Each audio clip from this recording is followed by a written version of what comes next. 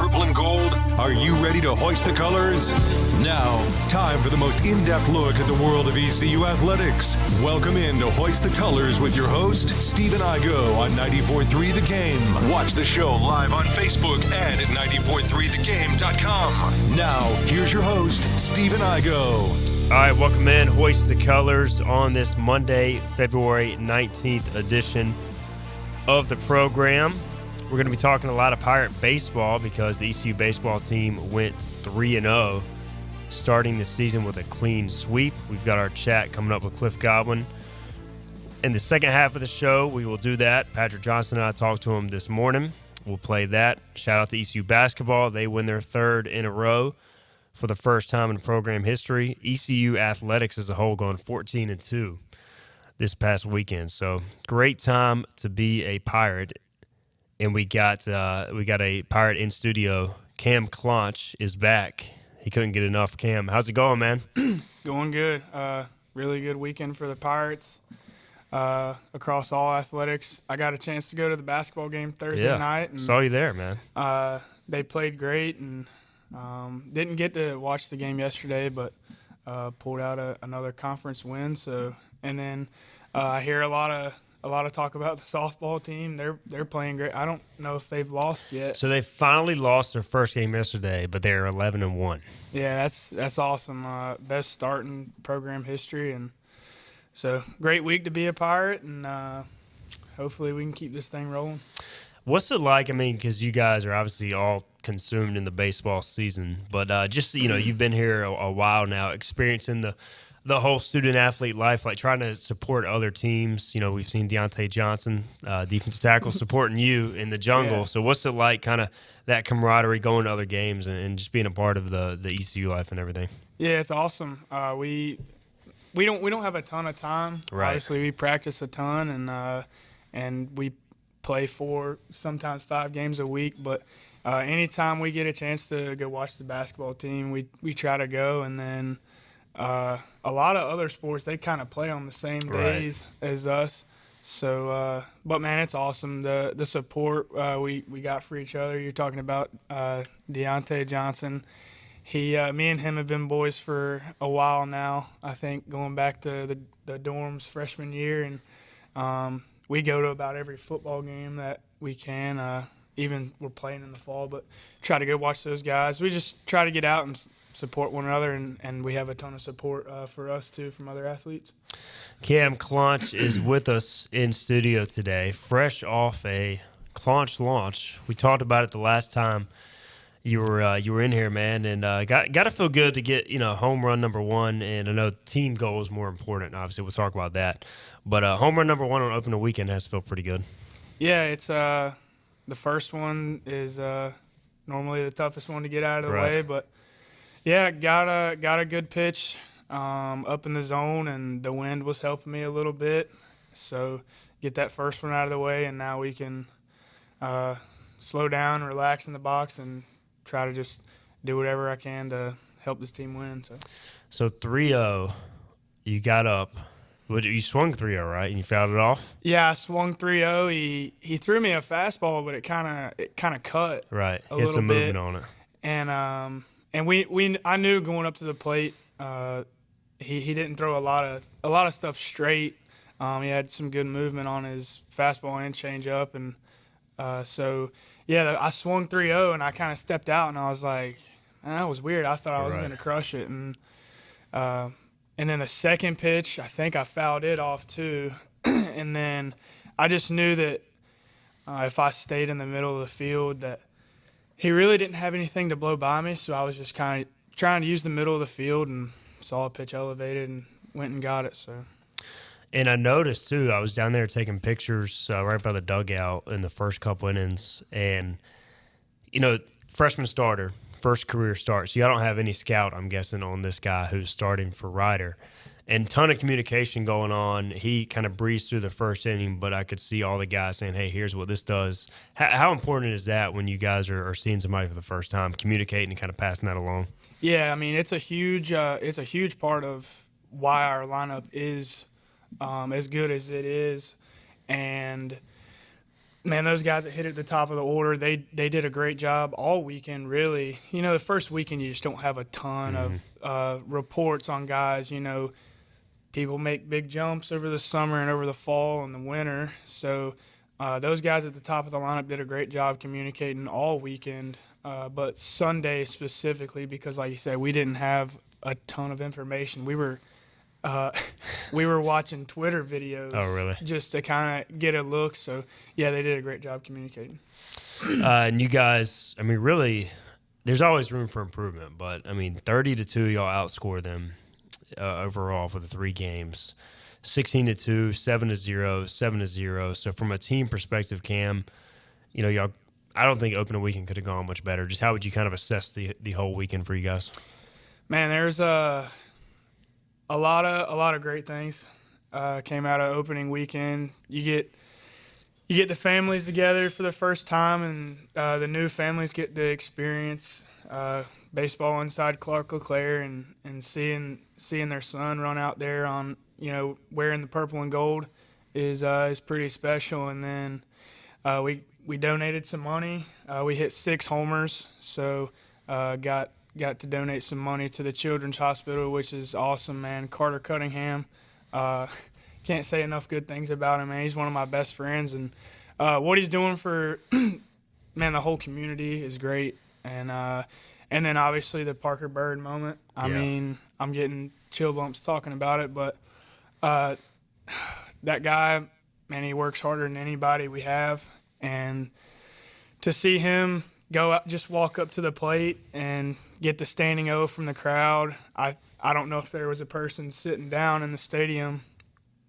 And just to see that come to light was awesome. And then, man, we got to pitch a bunch of guys and got to play a bunch of different position players and let those new guys get their feet wet and get a chance to play in front of the fans and get to play in Clark LeClaire. So a ton of great things out of the first weekend, and obviously it's good to open up with a sweep, and hopefully we can roll into Bowie's Creek tomorrow night and pick up right where we left off. And Cliff Godwin has said with the Parker Bird situation, Cam, it's like if you're having a bad day, you show up and you see Parker doing his thing, given what he's gone through. I mean, it's kind of amazing. I mean, a lot of people could not handle the situation he's in, and he's obviously done a great job. So what's it like as a teammate, if you could take us back to when that happened? You probably didn't know Parker very well when it happened, but seeing him go through everything he's gone through, and then, not that this is the culmination because he'll get more at bats, he'll get a hit, he'll probably play the field, but just to see all the work he's put in behind the scenes pay off, what's that like as a teammate? Yeah, so I actually met Parker. We were playing somewhere down in Florida, and this was in high school, and met him and his dad. We sat down to eat somewhere. I think it was me and my dad, and met Parker and his dad. So I've known Parker for a good while now. And then my junior year, we played them in the first round of the state playoffs, and he was a freshman that year at Scotland County. So we took a picture after the game, and we kind of been in touch ever since. But yeah, I can't remember who called me, but I think it was Danny Beal, and told me what had happened. And man, it was crushing, to be honest with you, because I knew the player and the person that P was, and but the Lord, He's not going to give anybody a battle that they can't fight. And man, if it happened to anybody else, I don't know how it would be handled, but Parker has been an inspiration to all of us. I mean, like you said, you go to practice and you see what that guy's doing every day. It's hard to not show up and go about your business. So he's been an inspiration to us as a team, but man, he's been an inspiration to everybody across the world. So. And, I was talking with Cliff earlier, and I know he says, ignore the noise and all that. Social media can be a problem when it comes to that stuff. But like to see Parker get the recognition and ECU baseball be on that platform too with Parker, I was just happy for Parker that it got picked up as much as it should, because you always worry, is this going to be shown in the right light or whatnot. So it just had to be pretty cool to get on social media and see some of the reaction, like his parents being shot. Just super emotional, but I thought it was cool that he got all that recognition he deserved. Oh, absolutely. Social media is a powerful thing, and I think everybody's sharing what he's gone through, and him sharing his story. I mean, it's not easy to do, but man, he's got the platform, and he's done amazing things with it. So Cam Clonch with us, and you guys, obviously, we've talked about it. I mean, Cliff has said this is the toughest lineup he has to fill out on a daily basis, and you're a part of that because you can play. Obviously, you can play first, you can play DH. We talked about you could even play some corner outfield, but it's like there's so many guys. I mean, I look at it like there's 15, 16 guys, Cam, that could start. And how do you, as a guy, you get your first start on Sunday, but then you're coming off the bench? You obviously want to make an impression, but you don't want to press. You don't want to be like, man, I have to hit and this is a bat. This is my chance. So kind of take us through that. Do you just try and relax, treat it as another game because you want to make an impression, but at the same time, it's baseball. You could hit the ball hard and it not work out, or you could have a good at bat and not have anything to show for it. So do you try to not to let it, get to your head, so to speak? Yeah, I think early in my career, I was trying to go up there and prove something. I was pressing. I was putting a lot of pressure on myself. And I found myself this fall kind of doing the same thing. And but the main thing for me, and it's been a huge change, is just go up there and relax, play the game, have fun. I mean, I'm 22 years old, and I still get to play a game that I started playing when I was 4 years old. I mean, and I know there's a lot of people out there that would trade places with me in a heartbeat. So just not taking the moment for granted, and just enjoying it and have fun. That's the biggest thing. I try to stress to these younger guys that maybe aren't playing a ton, or maybe they were in the same situation I was a couple years ago, coming off the bench. I told Bristol Carter this the other day. I said, man, you need to stay locked in the whole game. You never know when your name's going to be called. It could be a 12-run game, or it could be a 1-run game where, hey, we need you to go in here and steal a base, or we need you to go up there and get a knock, or we need you to go play the outfield and hold it down in the outfield. So, and that's for all the young guys. There's a ton of guys that are going to play key roles, whether it's starting, coming off the bench, playing defense, going in to get a hit. So, yeah, just not making the moment too big, man. It's just a game, and the more you can relax and breathe and stay in the present moment, the better the outcome is going to be.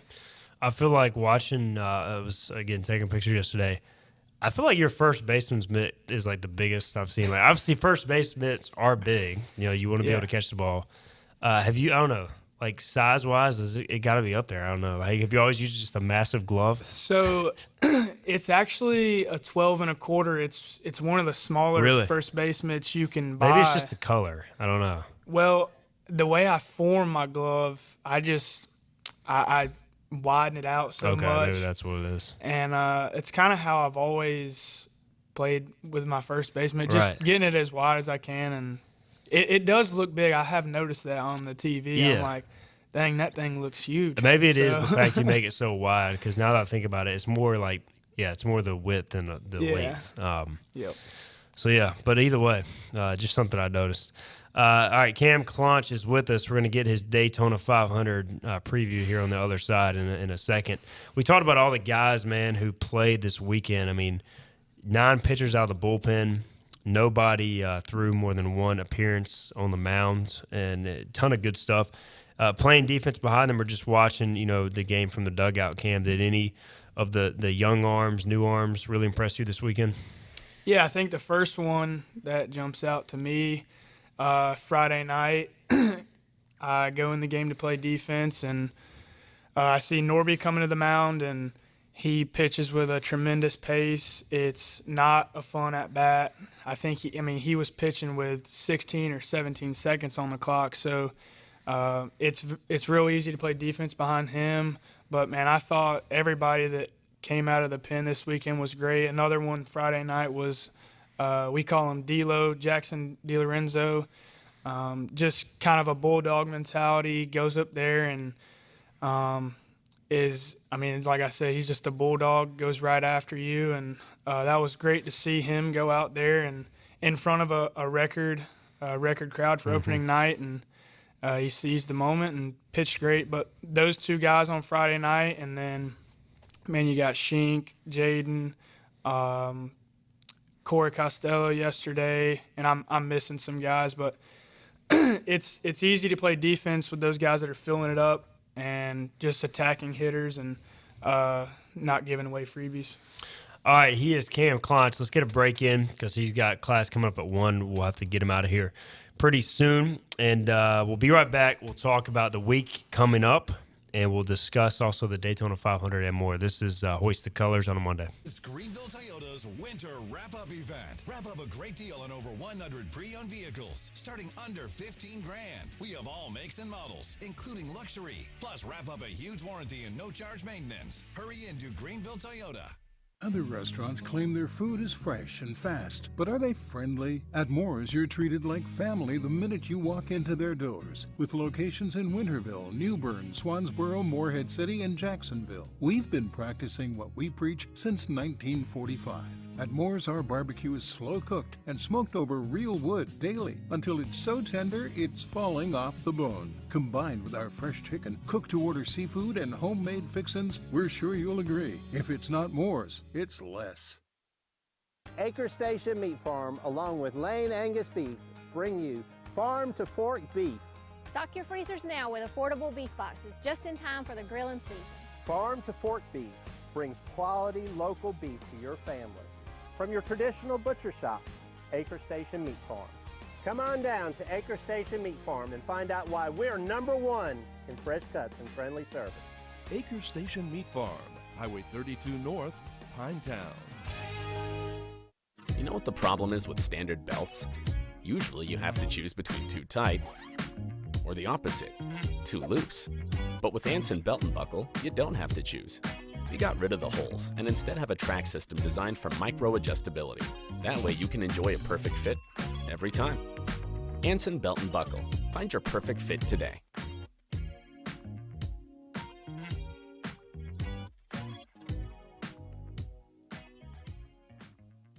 Hey, grab me one too.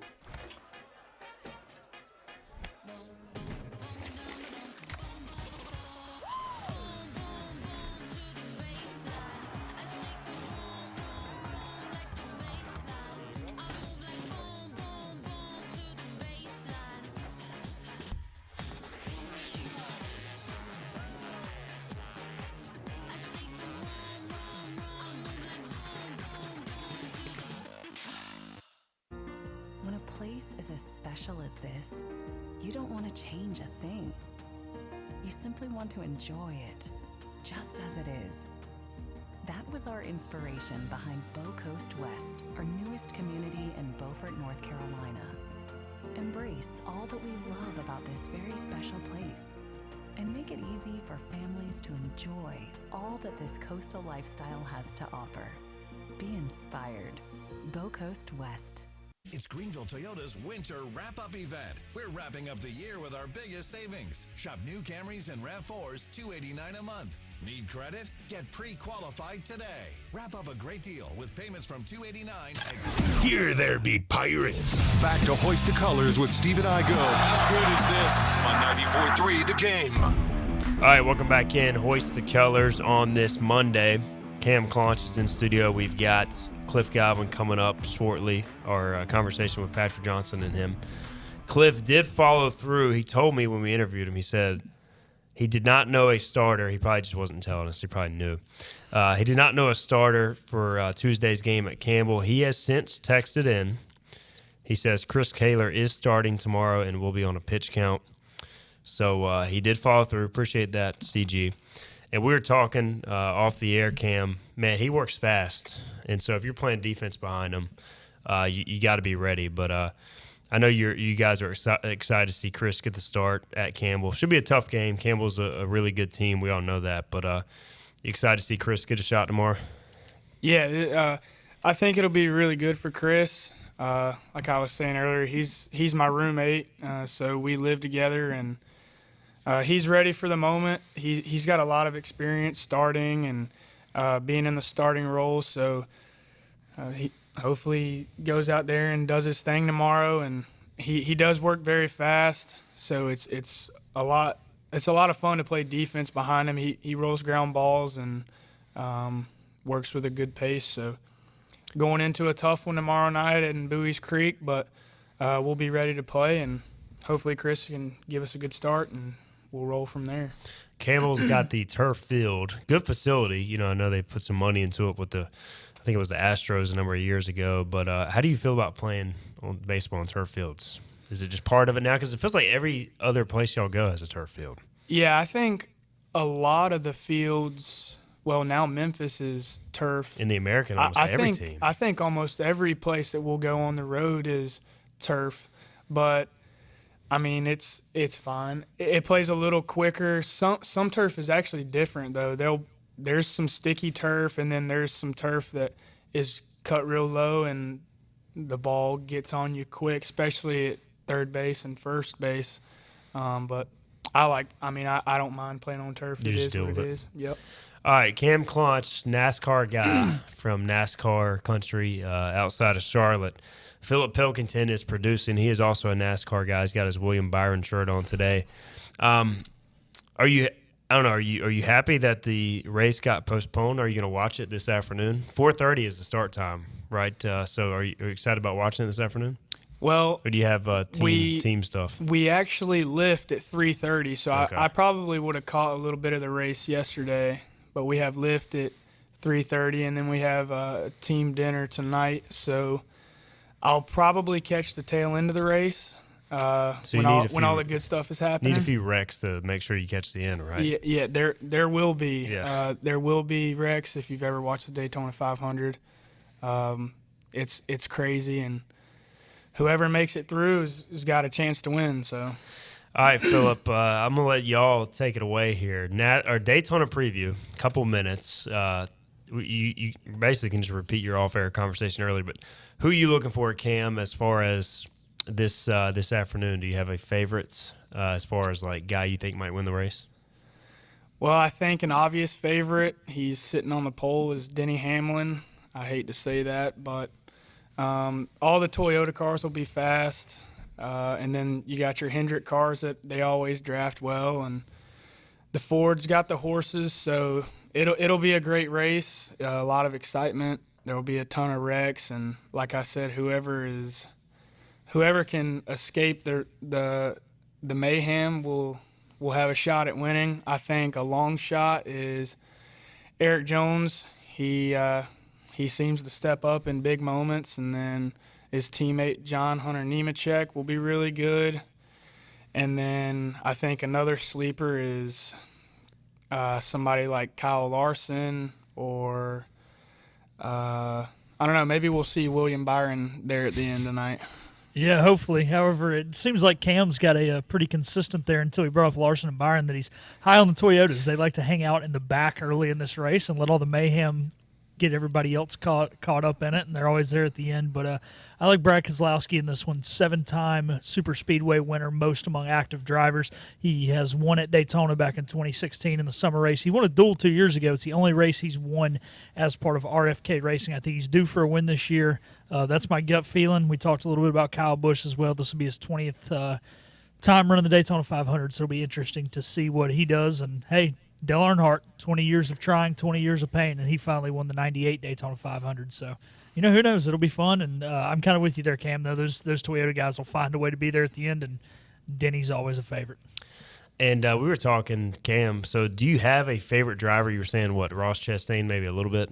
Yeah, I don't really have a favorite. Back in the day, I loved, obviously, Dale Earnhardt Jr., but I would say I really like Ross Chastain, Chase Elliott, Kyle Larson. I watch Kyle Larson's YouTube video, and he does a bunch of dirt racing and stuff like that. So, and I also watch Kyle Busch's little kid race all the time on YouTube. But yeah, I would say Ross Chastain. I like Christopher Bell. Just a couple guys. See, if Ross wins, the Watermelon Man wins. The Watermelon Man. Then the next time you hit a home run, you need to smash a watermelon, Cam. If they had not done away with the props rule, maybe you could. Yeah. I guess you could take it into the old what do y'all call it, the mud room? Yeah, we call it the party room Okay. during games. There's some lights that flicker in there, and you got to watch your toes in that place. It's pretty small, right? Yeah, it's tight in there. So. Did you get stepped on? Yeah, I got stepped on, but no worries. We're all good. All good. All right, Cam, we'll get you out of here, man, because I know you got places to be, but congrats on the season opening sweep. I would ask you about UNC, but I know you are focused on one game at a time, so we'll get to that maybe after Tuesday's game in Bowie's Creek. But appreciate it, man, and best of luck this coming week. Thank you. Thank you guys for having me. Absolutely. There is Cam Clonch, ECU first baseman. We'll get a break in. We'll come back. We will talk to head coach Cliff Godwin. Patrick Johnson and I met with him earlier this morning over Zoom. We'll play that interview and more. This is Hoist the Colors on 94.3 The Game. Hi, I'm D.R. Alligood. And I'm his daughter, Jessica. For 11 years, we have built quality driveways and parking lots for both your residential and commercial needs. We also offer free on-site quotes to have your custom driveways built the way you want. 252-946-1227.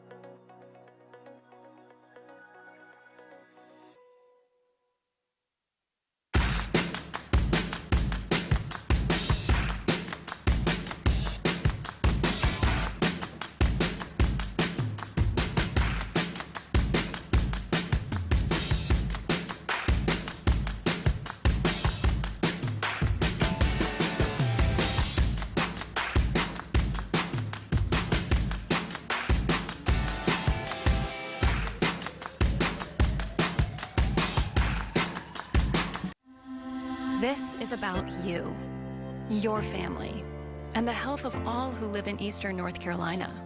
This is about the transformation of a health system into something more powerful and more human, about creating new ways to treat disease and keep you well. This is about ECU Health, which is to say, it's really all about you. ECU Health. Minds, hearts, purpose. Fifth Street Hardware is the home of the $9 lunch special Tuesday through Fridays. $9 specials every day, including the famous Burger Day on Tuesdays, Flatbread Pizza Wednesday, the famous Fifth Street Hardware Reuben on Thursday, and fried fish or shrimp on Friday. Plus trivia on Wednesday nights and live music every Thursday nights. And the Prime Rib Brunch Buffet has returned on Sundays. You heard that right. The Brunch Buffet with all the great items, including prime rib. Fifth Street Hardware in downtown Greenville. Your confidence makes everything look good. You see the world in vivid color, not black and white. Swing through your neighborhood Fantastic Sam's Cut in Color. And let our experienced stylists take you from everyday to extraordinary. Fantastic Sam's hair salons are locally owned and operated. Our full-service salons are conveniently located in Goldsboro, Kinston, Greenville, New Bern, Jacksonville, and Calabash. Stop in today at Fantastic Sam's, where the possibilities are endless. Hi, I'm D.R. Alligood. And I'm his daughter, Jessica. For 11 years, we have built quality driveways and parking lots for both your residential and commercial needs. We also offer free on-site quotes to have your custom driveways built the way you want. 252-946-1227. Back to Hoist the Colors with Stephen Igo. Drink up for me, hearty yo-ho. On 94.3 The Game. We are talking Pirate Baseball. Cliff Godwin, the opening series over the weekend, a sweep of Ryder, and Coach Godwin joins us here to talk about it. Stephen Igo from Hoist the Colors, Patrick Johnson, and, of course, 10th-year Pirate baseball coach Cliff Godwin. Coach, congratulations. Really just solid weekend. The pitching was certainly there. Lots of opportunities for some of the new arms, and then obviously the bats did their job. So assess the first series of the weekend or the season for us from this past weekend. I think our guys did a really good job. I thought we pitched really great all weekend.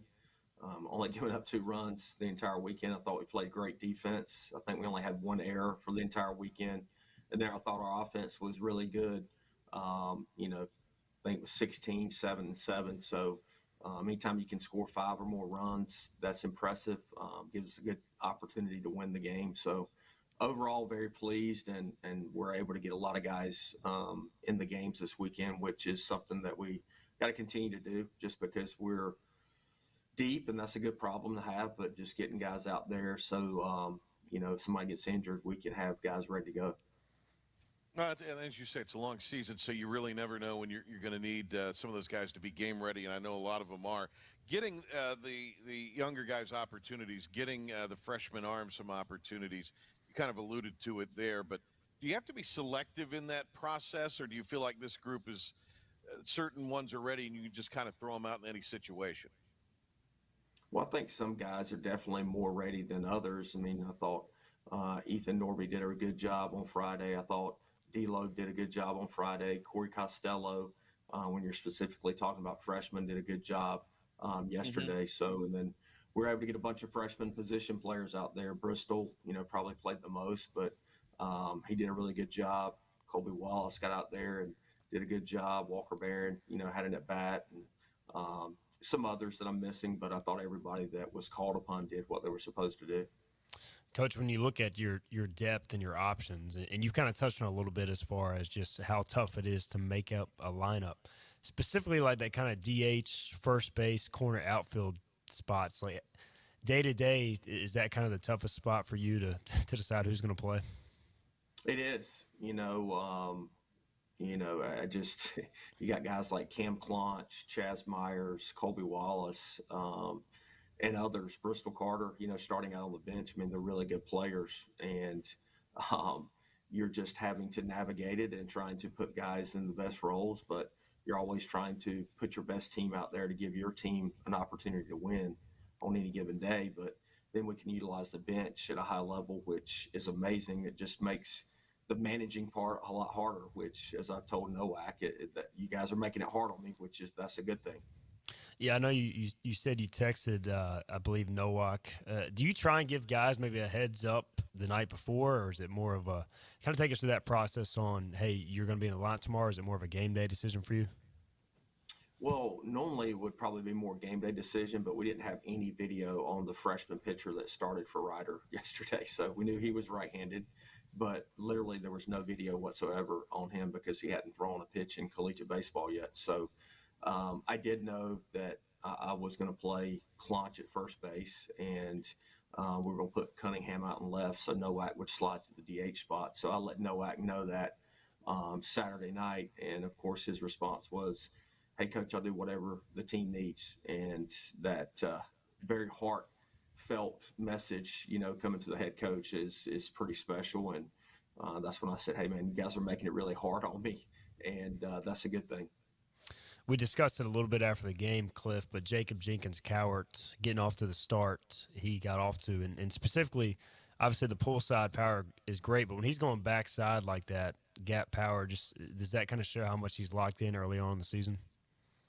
Yeah, I think any hitter, when they're hitting the ball in the entire field, it just shows that they're dialed in. When guys are one-dimensional and pulling the baseball, it just makes them more susceptible to be pitched, tougher, and you'll get yourself out a lot. But JC did a great job using the entire field, had a couple doubles the other way, and obviously a couple home runs. We're talking Pirate baseball. Cliff Godwin, coach. Also Dixon Williams off to a hot start. When you look at kind of everything that he has gone through, we talked about it here in these talks with you recently, that it just seems like he's got a lot on him being the local hometown kid. How do you think he responded and has played in the preseason, but also here in this opening weekend?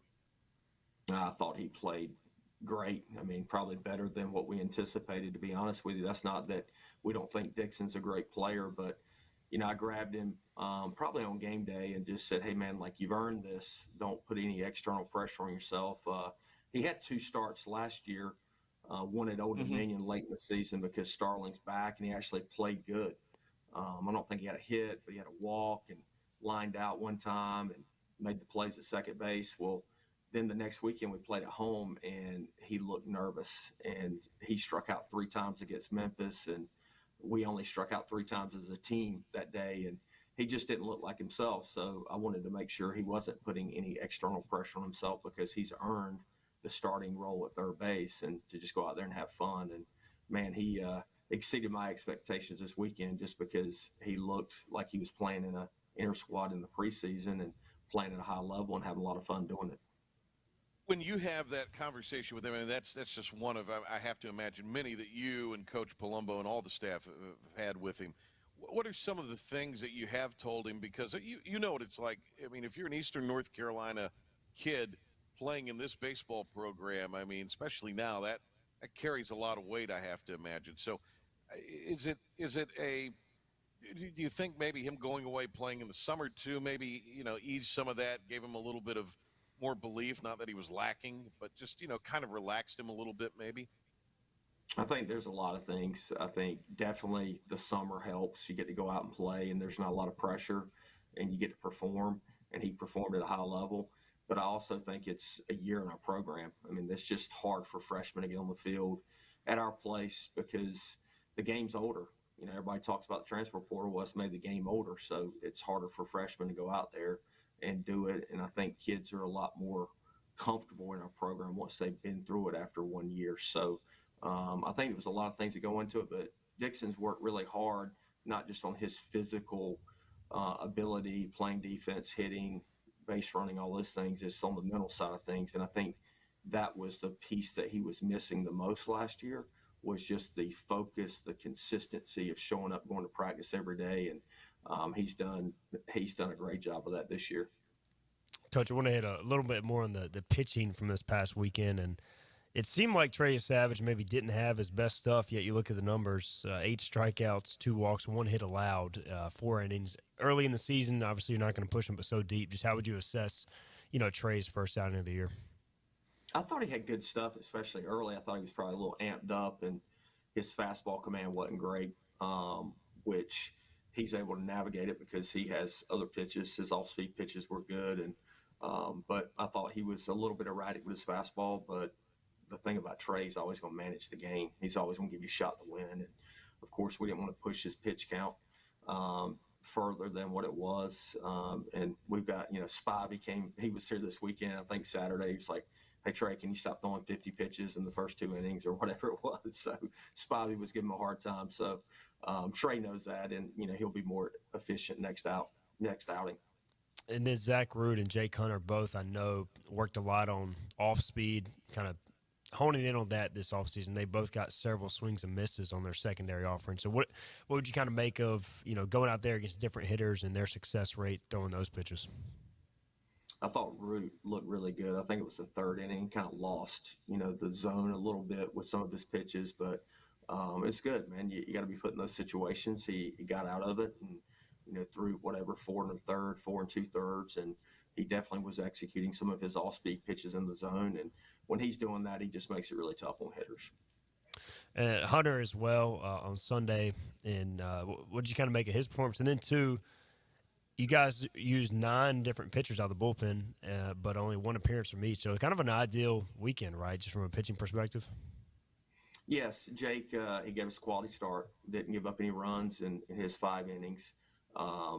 As you guys could see, he was not in the zone enough early. I mean, I think J-Dub throwing the guy out on a hit and run was a big moment in the first inning. We always talk about making a play in the first inning.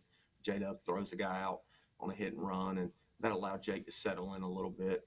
But to me, freebies overall, he knows that, and just to me, deep counts. And when he's ahead of hitters and he's able to locate his fastball to high level, throw his split for strikes, and then throw it in the dirt, and then his slider cutter, then he makes it really hard on hitters as well. We're talking with Cliff Godwin here. He joins Steve and Igo and myself every Monday throughout the season. We really appreciate Coach taking the time with us. All right, I'll be the one to ask it this week. The midweek starter, Coach, for Campbell on Tuesday. What are you all thinking right now? We haven't made a decision yet. Actually, when I get done with you guys, AK and I will huddle up, and I think we got a pretty good idea, but just want to make sure we're on the same page, and then we can let you guys know after that. All right. I'll be looking for it. I'm looking for it in my inbox. I'm waiting for the text. I'll text Igo. I'll text Igo so he gets it first, so he can be happy about it. Okay. Well, I appreciate that, you Coach. doing that. Scoop Igo there, of course.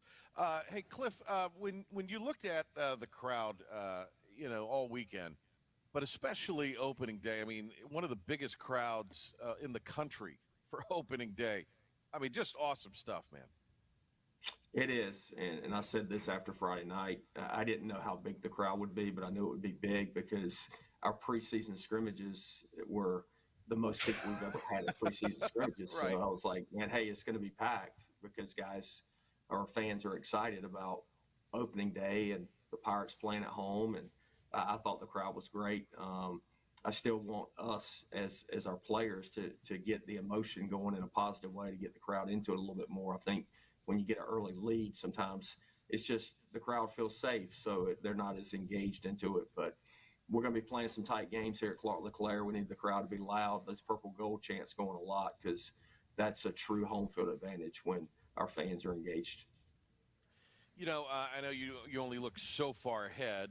Campbell is up next, but then there's this series with UNC coming up this weekend. And I mean, you can't help from our standpoint but kind of look towards that because it's a big deal.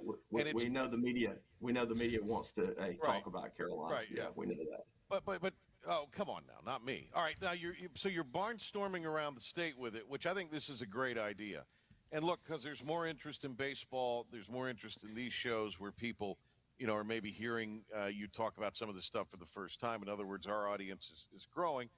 And so I wanted to just have you, this is a great series. I think it's a great concept to play Chapel Hill, Greenville, and somewhere around the state in between. Are you still pretty satisfied with that? I mean, you're going to play in a great park on Saturday down in Fayetteville, in the minor league park down there. We're super excited about it. I mean, it's great for college baseball. It's great for the state of North Carolina. I mean, you got two of the best teams in the country going head-to-head Friday in Chapel Hill, Saturday in Fayetteville, and then Sunday here in Greenville. So as long as Coach Forbes and I are the head coaches at the respective schools, we're going to continue to do it. We've made a pact. He's been so gracious to play us. I mean, they don't have to play us, and I appreciate that. And to do it on a weekend series, man, it's been special. Obviously, we started in 2018 with Coach Fox, and then we took a little break. And then when Coach Forbes got hired, we started back up again, and it's been awesome. Coach, we've got to discuss, obviously, one of the big storylines of the weekend, an awesome moment, Parker Bird getting his at-bat on Friday, and emotional time for all you guys, I think for everybody in the stadium that day. Just what were your emotions when he strolled to the plate and we got to see that unfold?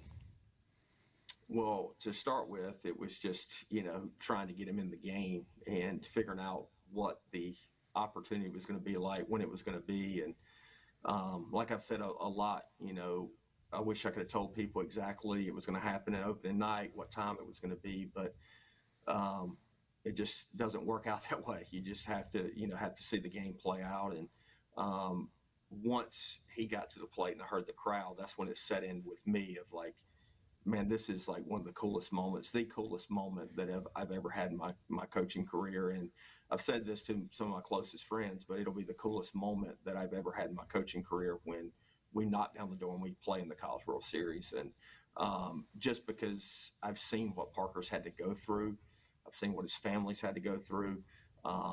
Man, he has just grinded for almost 2 years to put himself in a position to get an at-bat, the first prosthetic human to ever play in a Division I baseball game, like we were talking about in our Bible study this morning. And I was getting chill bumps, man. That is unbelievable what it takes to be able to do that. And Parker deserved that moment, and there'll be more moments for Parker and our fans, and I just thought it was awesome. And obviously, Coach, social media at times can be a bad thing, but it is great to see that type of story get the recognition it deserves, given everything Parker and his family has been through. And, you know, seeing obviously the media team for the social media team for ECU baseball did a phenomenal job catching his parents and their reaction. And that really got to me, Coach. But what did you just make of the way it was picked up nationally? Were you happy to see it get that recognition it deserved? Absolutely. I think Parker's platform, because of what he's been through, is the biggest platform of any player that we've ever had here. You know, you think about it, we've had big leaguers here and guys that are still playing the big leagues, but Parker Bird has a bigger platform than any of those guys just because people love to see the story of where he's come from and how he's had to just had this tenacious attitude of just showing up and getting better every day. And he's an inspiration to so many people. I can't tell you the amount of emails, text messages I've gotten across the country from people I don't even know, and just how supportive they are of Parker. And then, you know, of course, he's a person of faith, so he's going to have a huge platform to talk about his faith, because if it wasn't his faith, I don't think he would be where he is today. You said after the game Friday, and we played the cut earlier in my show about where you were when you heard the news, when you got the call from that Parker had his accident. And then you said you went out on the paddleboard. I just thought that was what a vulnerable moment to share with everybody. You know, I remember where I was when I heard it. I mean, it's just these moments. And just if you don't mind kind of telling that here, because, again, you know, a little bigger, broader audience, because I just think that's you give us a hard time. But we know what a good guy you are, Coach G. I know what a good guy. I've known you a long time. I know what a good guy you are. So I know that you're really a heartfelt guy, and I just thought that was an awesome story. Well, I didn't know you were going to try to make me cry today, Patrick, so appreciate that. As Jimmy V says, you know, you need to cry, you need to laugh, you know, in the same day to have a great day. Well, I guess you're getting the crying part, but no, I think Parker's accident happened about 10 days before I take the yearly vacation that I take, and the Laffertys from Ole Miss were coming to the beach. Chad Tracy's family is going to be down there, and I was really torn about going on vacation. And Jeff told me I had to go, Jeff Bird. And so I go down there, and I'm in constant communication with Jeff pretty much every day, and just really worried about Jeff and where his headspace was. And I was actually in my my bedroom at our beach place, and he called me and said that they're going to have to amputate Parker's leg.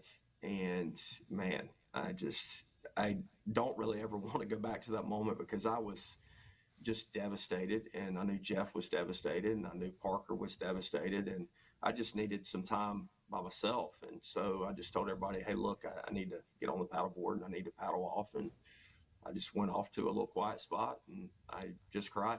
I didn't know what else to do. You know, that was a moment I'll never forget.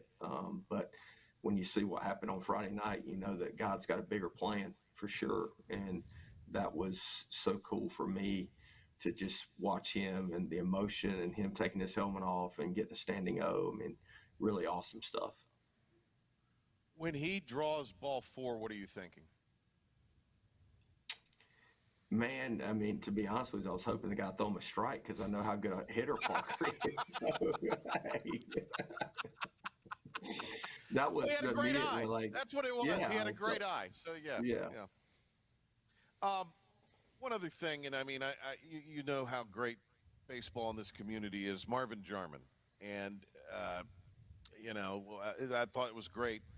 We had a thing on the telecast for basketball yesterday where we mentioned him. I know there was a moment of silence before basketball. There was one before baseball.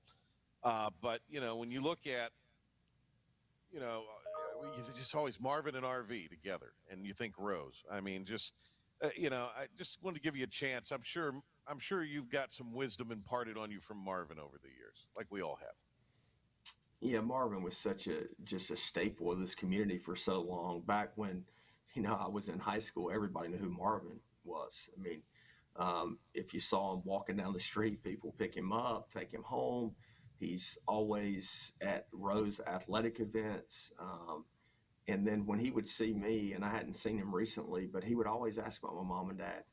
And I don't know how many times he'd ever met my mom and dad, but he would, how's your mom doing? How's your dad doing? Those would be the first two questions. And I just always thought, like, he doesn't even really know me that well, but he remembers my mom and dad, and he wants to know how they're doing. And that just tells you what type of person he was. And he cared for people at the highest level. So he's a legend. He'll be in every Hall of Fame around here. He should be, because of what he's meant to this community. Coach, thank you for everything as always. Good stuff. And I look forward to Igo forwarding me the text. I'll be sure to do that. Text coming up. Yeah, I can't wait to receive it. Hey, Cliff, we think you're the best, man. I really appreciate it. And thanks a bunch. And we'll catch up with you soon. Good luck against Campbell tomorrow. All right. Thank you, guys. I appreciate it. All right, there is our conversation with Cliff Godwin. By the way, we did get the text. It is Chris Kaler, George Washington transfer, who will start tomorrow's game at Campbell. All right, we got to get a break in. We'll come back. We'll wrap up the show with some basketball talk. This is Hoist the Colors on a Monday. Air Service is back at Pitt Greenville Airport, offering safe, clean facilities and flights from American Airlines. That means the short commute, quicker lines, and better prices that get you where you're going fast and easy. See it for yourself. There's great things inside at Pitt Greenville Airport. Big tax credits are back. Get a 30% tax credit, up to $2,000 off your new Mitsubishi electric heat pump install. Let Comfort Master help you take advantage of the tax credits with a qualifying Mitsubishi electric ducted heat pump or non-ducted Mitsubishi electric mini splits. Mitsubishi electric mini splits are ideal for bonus rooms, garages, or sunrooms. If you need a new HVAC unit, call Comfort Master today. Call Comfort Master. Call Comfort Master. Other restaurants claim their food is fresh and fast, but are they friendly? At Moore's, you're treated like family the minute you walk into their doors. With locations in Winterville, New Bern, Swansboro, Morehead City, and Jacksonville. We've been practicing what we preach since 1945. At Moore's, our barbecue is slow cooked and smoked over real wood daily until it's so tender it's falling off the bone. Combined with our fresh chicken, cooked-to-order seafood, and homemade fixins, we're sure you'll agree. If it's not Moore's, it's less. When a place is as special as this, you don't want to change a thing. You simply want to enjoy it, just as it is. That was our inspiration behind Bow Coast West, our newest community in Beaufort, North Carolina. Embrace all that we love about this very special place and make it easy for families to enjoy all that this coastal lifestyle has to offer. Be inspired. Bow Coast West. Hey, grab me one too.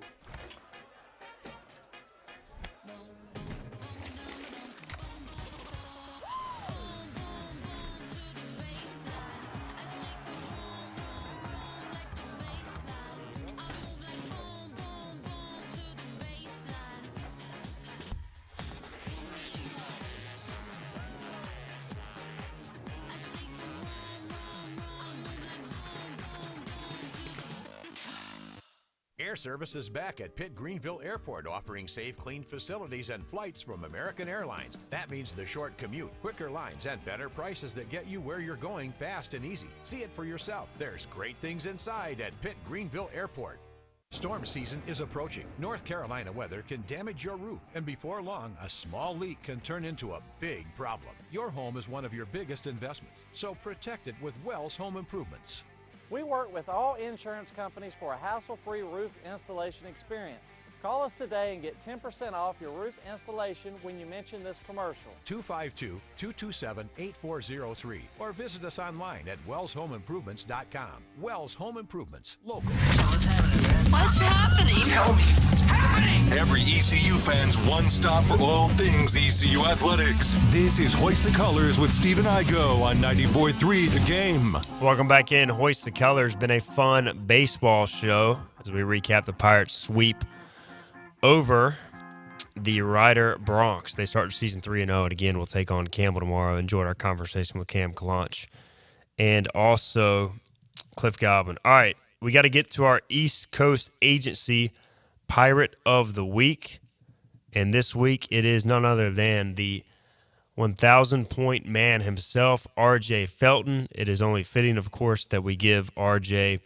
the Pirate of the Week. He becomes the 34th player in program history to reach the 1,000-point barometer. Congrats to R.J., also known as Russell Felton Jr. I was telling Philip earlier that he was Russell Felton to me when he committed to East Carolina, and then he started to go by R.J. once he got here. So congrats to R.J. Felton. Man, it's been awesome to see his development, and East Coast Agency brings you our Pirate of the Week. Again, East Coast Agency is excited to announce the opening of their Greenville office right here in town. Call Drew Moeller at 252-341-8818. Remember that it doesn't matter who your agent is until it does. Secure your peace of mind with East Coast Agency, your trusted protector against uncertainties in North Carolina, South Carolina, and Virginia.